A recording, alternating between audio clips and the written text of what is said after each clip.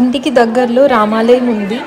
మొన్న అయోధ్యలో రామమందిరము విగ్రహ ప్రతిష్టాపన తర్వాత రామాలయంలో కళ్యాణం చేశారు. 5 కళ్యాణాలు చేశారు. అంటే సీతారాములది, ఇంకా గోదా రంగనాయకులు, కృష్ణునిది, ఇంకా చాలానే విగ్రహాలు పెట్టారు. మొత్తానికి 5 జంటలకి కళ్యాణం చేస్తున్నామని చెప్పారు గుడిలో. కళ్యాణము స్టార్ట్ చేశారు. మధ్యలో సంకల్పము అవన్నీ చెప్పిన తర్వాత తలంబ్రాలు, జీలకర్ర, బెల్లము అవి తీసుకొని పక్కనే హాల్ ఉంటుంది, హాల్లో కళ్యాణం చేస్తున్నారు. వాటన్నిటిని తీసుకెళ్ళి గుడి చుట్టూ ఒక ప్రదక్షిణ చేసి గుడి లోపలికి వెళ్ళి దండం పెట్టుకొని తర్వాత మళ్ళీ అందరూ హాల్కి వచ్చారు. అంటే పట్టు వస్త్రాలు, తలంబ్రాలు ఇవన్నీ తీసుకెళ్ళి గుడి చుట్టూ ప్రదక్షిణ చేసుకొని మళ్ళీ లోపలికి వచ్చారు హాల్ దగ్గరికి. ఇక్కడ ముగ్గురు నలుగురు పూజారులు ఉండి కళ్యాణం జరిపిస్తున్నారు.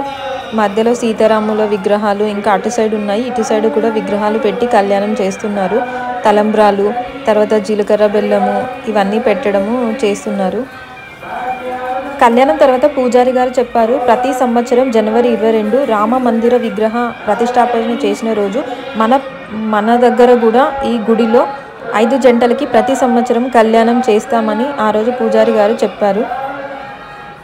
అలాగే రామాలయము అంటే ధనుర్మాసంలో సరిపోవట్లేదని ఆలయాన్ని ఎక్స్టెండ్ చేస్తున్నారు. ఎవరైనా దాతలు మందిరం కట్టించడానికి హెల్ప్ చేయాలనుకుంటే విరాళాలు ఇవ్వచ్చు అని అది కూడా చెప్పారు.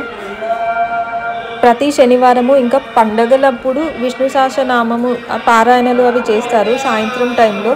ఇంకా అలానే ధనుర్మాసంలో ప్రతిరోజు మార్నింగు పాశురాలు చదువుతారు. అవి ప్రతిరోజు 30 రోజులు పాశురాలు రోజు చదువుతారు. ఇక్కడి రామాలయంలో ప్రతి సంవత్సరము బ్రహ్మోత్సవాలు చేస్తారు. ఫిబ్రవరి, మార్చ్ టైంలో బ్రహ్మోత్సవాలు చేస్తారు. చక్ర స్నానము, ఇంకా అభిషేకము, చాలానే ఒక 2-3 డేస్ పూజలు ఉంటాయి. లాస్ట్లో మళ్ళీ రథోత్సవము చాలా బాగా చేస్తారు.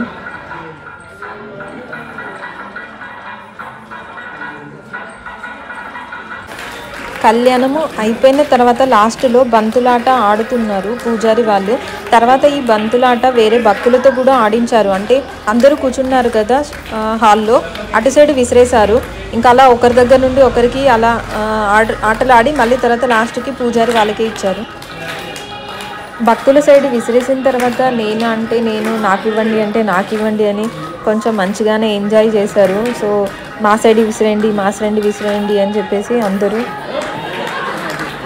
ఇక్కడ కళ్యాణంలో అంటే శివపార్వతుల కళ్యాణంలో నేనైతే చూడలేదు. అంటే శివరాత్రికి అలా చేసినప్పుడు సీతారాములు, వెంకటేశ్వర స్వామి, గోదరంగనాయకి ఈ కళ్యాణాలు చేసినప్పుడు ఇలా ఆడడం అయితే చూశాను నేను. ఇదిగో ఇక్కడ అందరూ భక్తుల సైడ్ విసిరేశారు. అందరూ మంచిగా ఎంజాయ్ చేస్తున్నారు. మా సైడ్ వేయండి అని బాల్ని.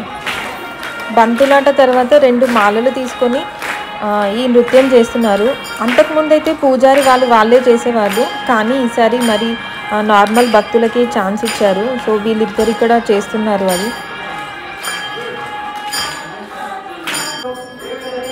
కళ్యాణం అయిపోయిన తర్వాత లాస్ట్కి ఇంకా హారతి ఇచ్చేసి పూజ పూర్తి చేశారు. పూజ తరువాత అందరూ అక్కడికి వెళ్ళి ఆశీర్వాదం తీసుకున్నారు. పూజారి గారు అక్కడ కూర్చున్నారు అక్షింతలు పట్టుకొని. అందరూ ఒకరి తర్వాత ఒకరు వెళ్తే వాళ్ళకి ఆశీర్వాదం ఇచ్చారు, అక్షింతలు కూడా ఇచ్చారు. తర్వాత ప్రసాదం తీసుకొని ఇంటికి వచ్చేసాము.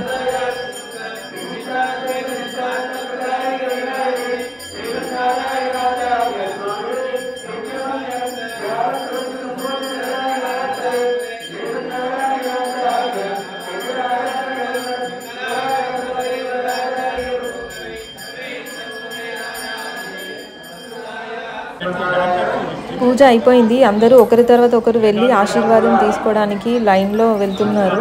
అక్కడ పూజారి గారు కూర్చున్నారు. ఆశీర్వాదం తీసుకున్న తర్వాత బయటికి వచ్చిన తర్వాత తీర్థం ఇచ్చారు.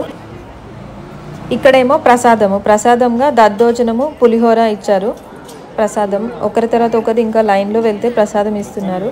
ప్రసాదం తీసుకొని ఇంటికి వచ్చేసాము.